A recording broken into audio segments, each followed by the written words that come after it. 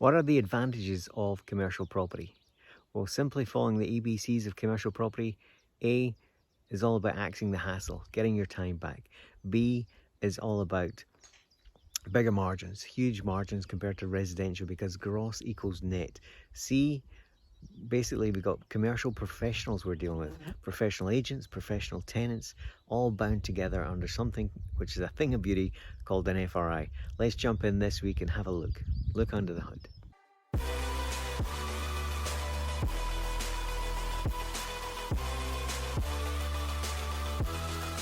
With that said, what are the advantages of commercial?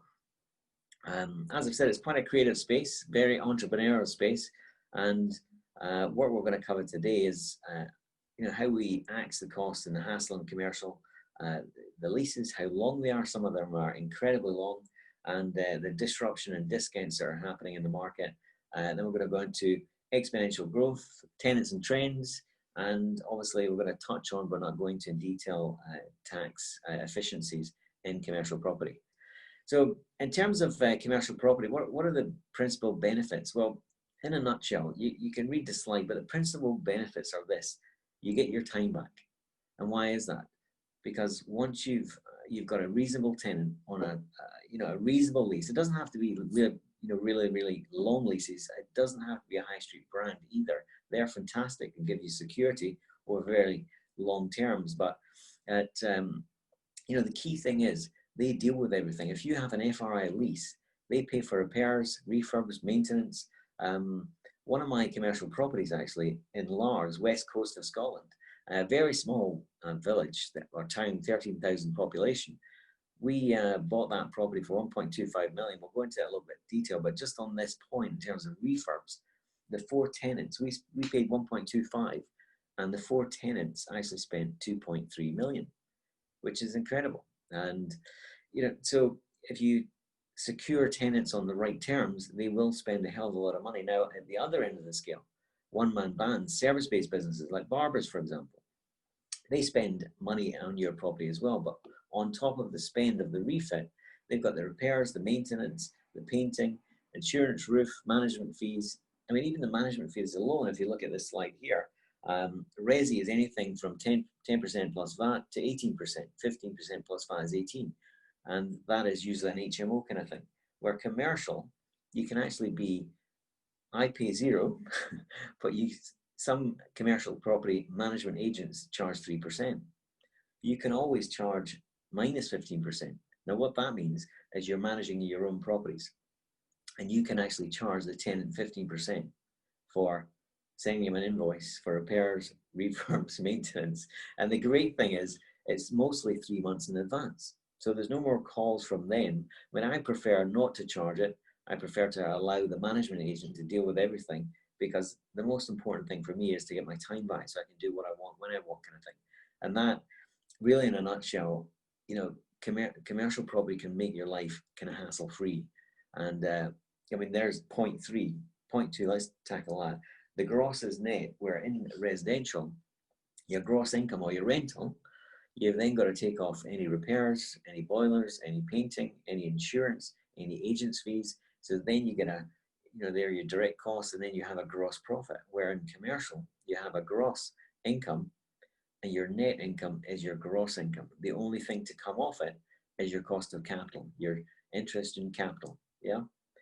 Now, just to prove how hassle-free commercial can be, it's not all the time, but how it can be hassle-free, we've got a property in Perth, which is in Scotland, central Scotland, and we bought that in April 2011 it was actually, and we rented out in June 2013, and since it's been rented to a national company, we've, I personally have never been back there, and I don't plan on going back there anytime soon. And that's how easy it can be. It doesn't always happen like that, but most of my properties are like that, except one is in Paisley, and I would say it's hassle, but I've got a one-man band in there that runs a very, very good operation. And he has multiple diversified income streams in that building. It's 13,000 square feet over 4 floors. But in terms of why I go there is just, I like the guy. So I pop up for a coffee now and again.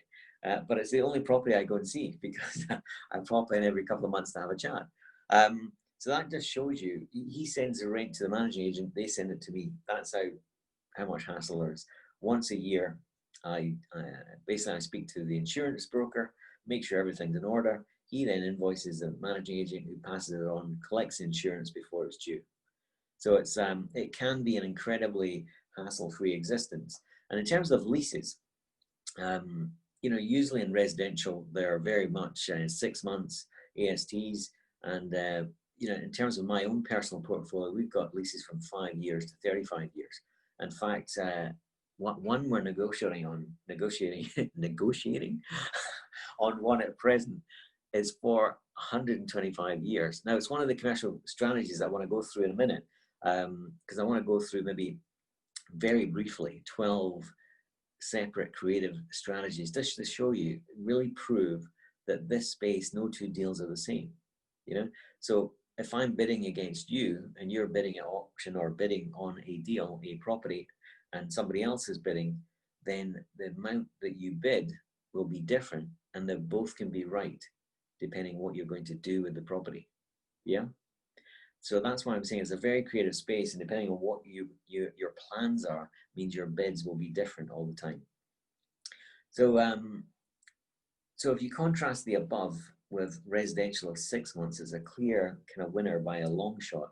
One of our leases, this is my favorite lease actually, is in the portfolio, is 420 months. One booking for 420 months, day one, 0 breaks. It's nearly £500,000 with one booking, which is quite nice. And the great thing is it's from the government, which is even better, or government quango. And it's actually a beach with no property on it whatsoever. So that's pretty cool. They're usually quarterly in advance or monthly. I've got both. Co-op and Costa are usually quarterly in advance. One of my bigger tenants actually is monthly in advance, JD Witherspoon's, and I've got small one-man bands at monthly in advance as well. But the key thing is, it's always upwards only that's baked into the lease, which is, that is really key here, because in residential, you're subject to political intervention, you're subject to market rents, and you don't have anything that's baked in to say that the lease will go up unless you structure things in a slightly different way.